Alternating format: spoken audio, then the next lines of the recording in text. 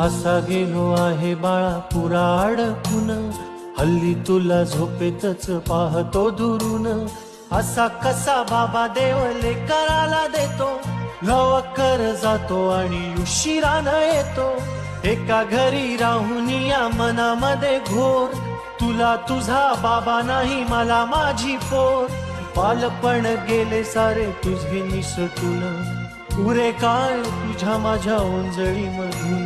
जरी असे तुझ्या ओठी माझ्यासाठी हसे, नजरेत तुझ्या काही अनोळखी दिसे.